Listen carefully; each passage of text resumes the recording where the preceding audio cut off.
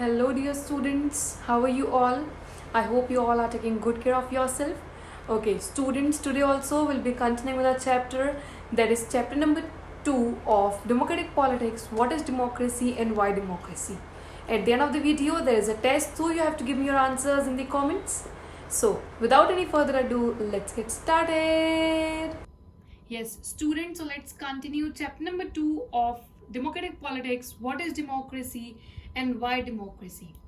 Yesterday we have done the first, second, and third features of democracy. That those three features should be followed by each and every country in order to consider itself a pure democratic country. And if the features are not accepted by the countries, then that country would be considered as a country that pretends to be a democratic country, but in real world it is not considered as a real democratic country. The fourth one is rule of law and respect for rights. A democratic government rules within limits set by constitutional laws and citizens' rights. जो government है, it should work within the limits and it should not cross the limits. It should work within the limits. It should adhere with the provisions of constitution. ठीक है, so it should work within the limits and should not cross it. This is the fourth feature of democratic government. So in this feature what we'll be doing, we'll be considering the example of Zimbabwe. अब क्योंकि Zimbabwe ये feature follow नहीं करता, इसलिए हम क्या कहेंगे that Zimbabwe is a country that pretends to be a democratic country because it is not following the above feature. चलो पढ़ते हैं जिम्बाब्वे में क्या सिनेरियो था. Zimbabwe got independence in year 1980. Since then the ruling party is ZANU PF. जैसे हमने PRI करा, ऐसे ही जिम्बाब्वे में कौन सी पार्टी रूल कर रही थी 1980 को. इंडिपेंडेंस बहुत ही रिसेंट है इनका independence year 1980 and since then the ruling party is ZANU PF. तब से कौन सी पार्टी रूल कर रही है जिम्बाब्वे में? ZANU PF.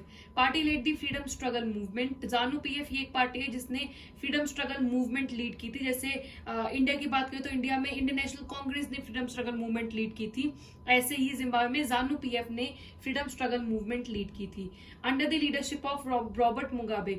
उस टाइम पे जो फ्रीडम स्ट्रगल मूवमेंट जिस पार्टी ने ZANU PF जो लीड कर रही थी, उनके लीडर कौन थे? Robert Mugabe. Initially Robert Mugabe work for the freedom struggle. Initially तो रॉबर्ट मुगाबे बिल्कुल एक कंट्री के फेवर में वर्क कर रहे थे. वो फ्रीडम लाना चाहते थे, कंट्री को लिबरेट कराना चाहते थे. But later on he established unfair measures. Later on उन्होंने क्या स्टार्ट किया? उन्होंने माल प्रैक्टिसेस या फ्रॉड मेजर्स या अनफेयर प्रैक्टिसेस अपनाना स्टार्ट किया.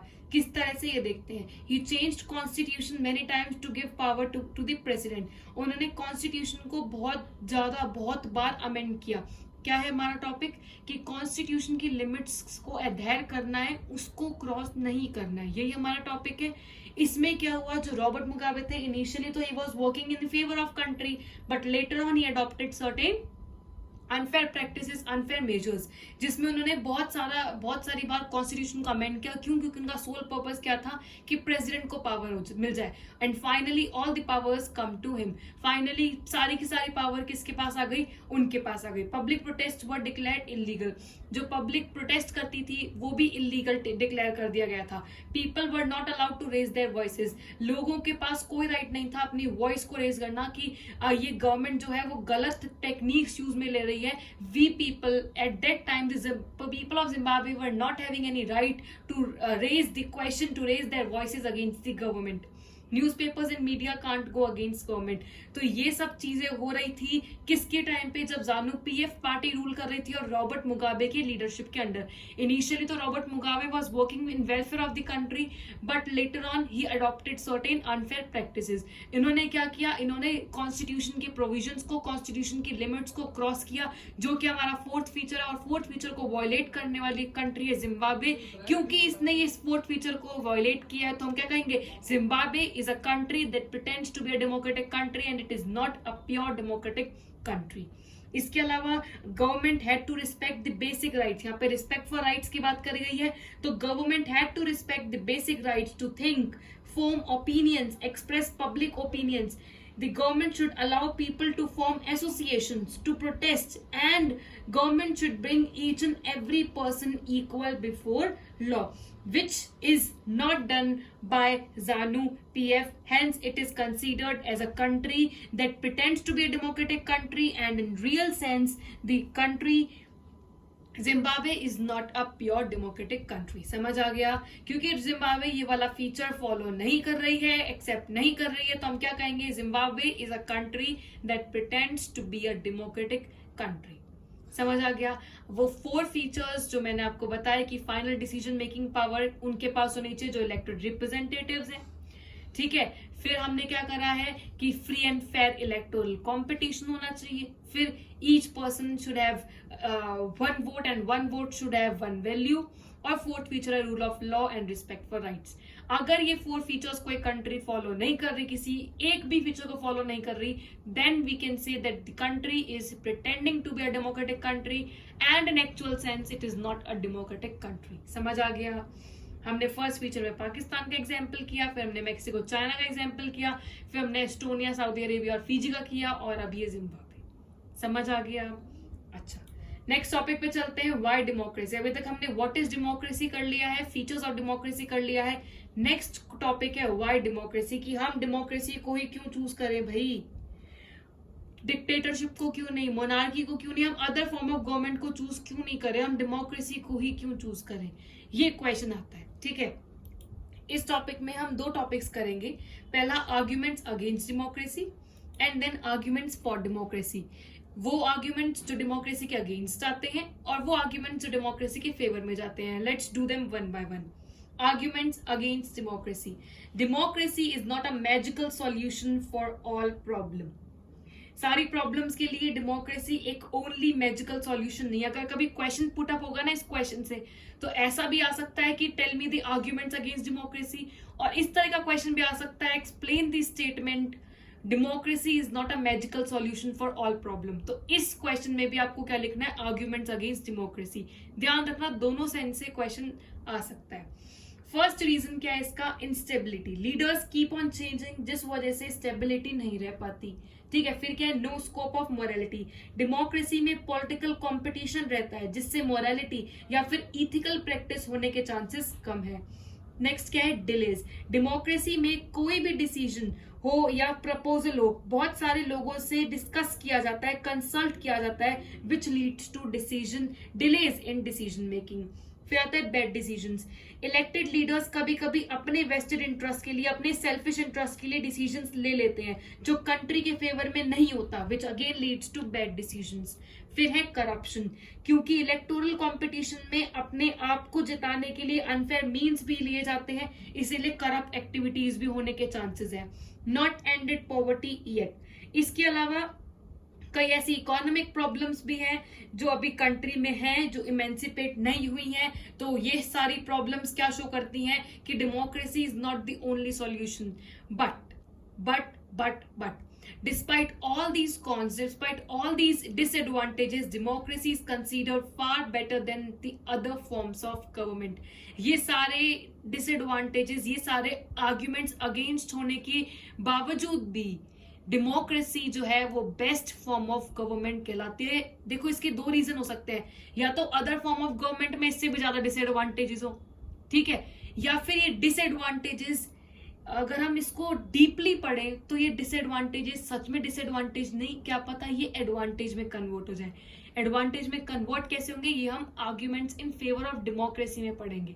ठीक है. क्योंकि जो डिसएडवांटेज हमको अभी ऊपर से हमको दिख रहे हैं कि डिले है भाई, बैड डिसीजंस है भाई, इंस्टेबिलिटी है भाई, ये सारी जो हमको प्रॉब्लम्स दिख रही है, ये रियलिटी में अगर हम देखें ना, हम प्रैक्टिकलिटी में देखें तो ये प्रॉब्लम सच में प्रॉब्लम नहीं है. इन प्रॉब्लम्स ये इनको हम रख के देखेंगे, इनको हम कंसीडर करके देखेंगे तो हमको क्या दिखेगा कि डेमोक्रेसी के ये तो बेनिफिट्स हुए, ये तो आर्ग्यूमेंट्स फेवर में हुए.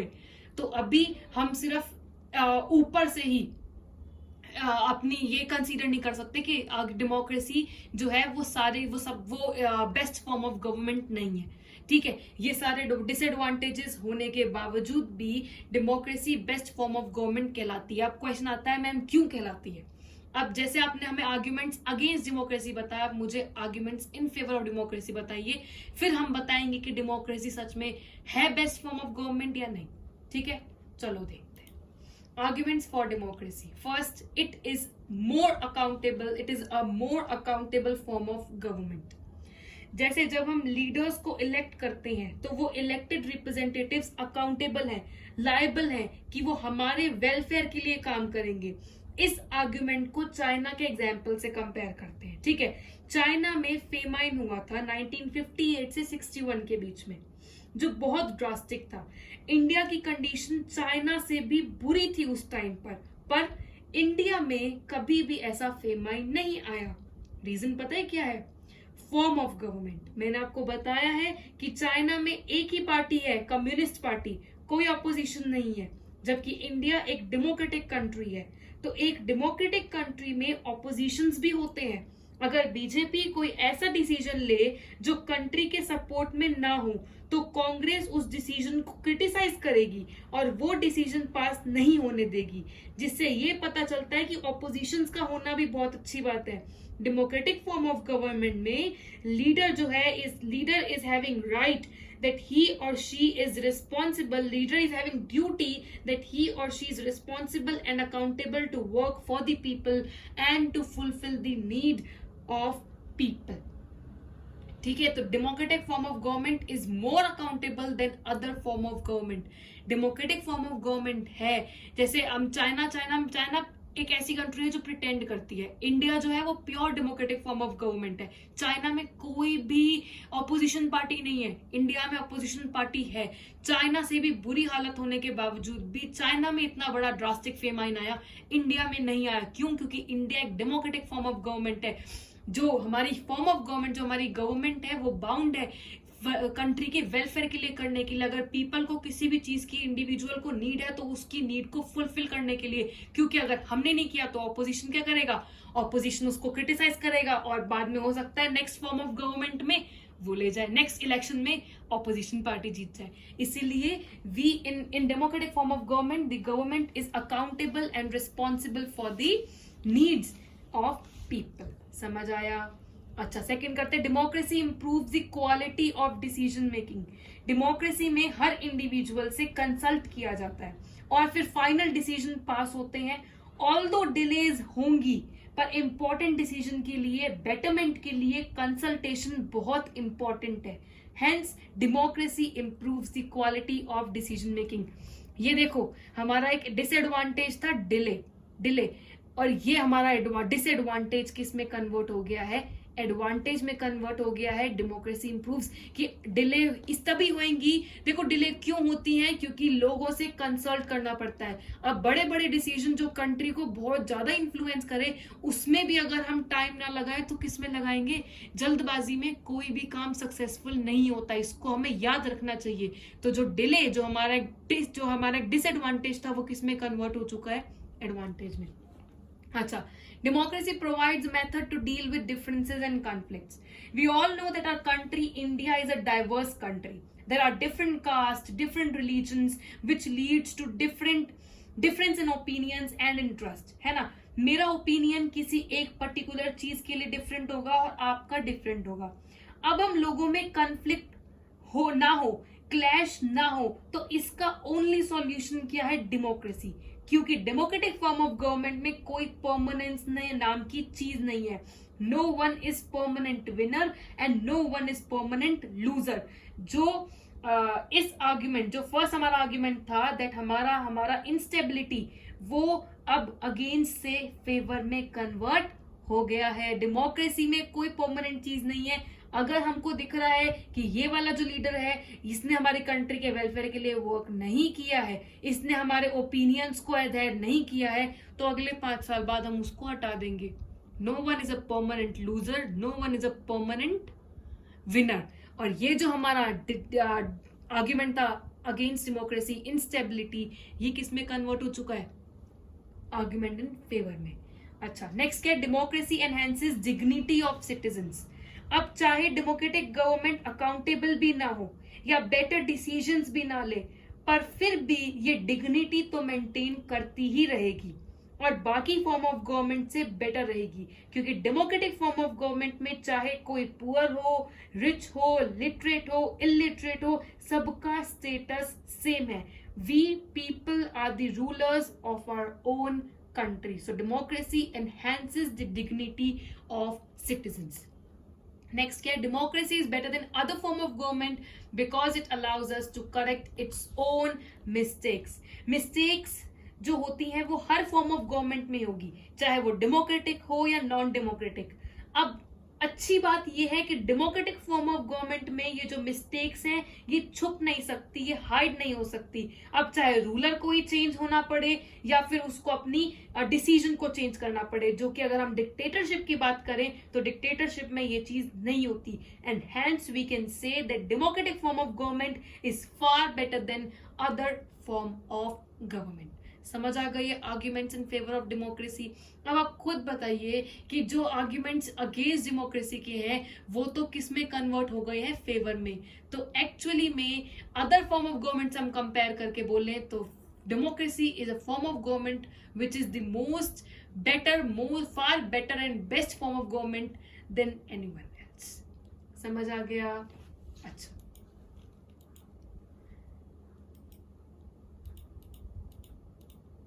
test time. Tell me any one argument in favor and in against democracy. एक argument which is in favor of democracy and one argument which is against democracy. You have to tell me in the comments. That's it for today. I hope you understood everything, and if you have any doubts or queries, feel free to ask me. Thank you and bye bye.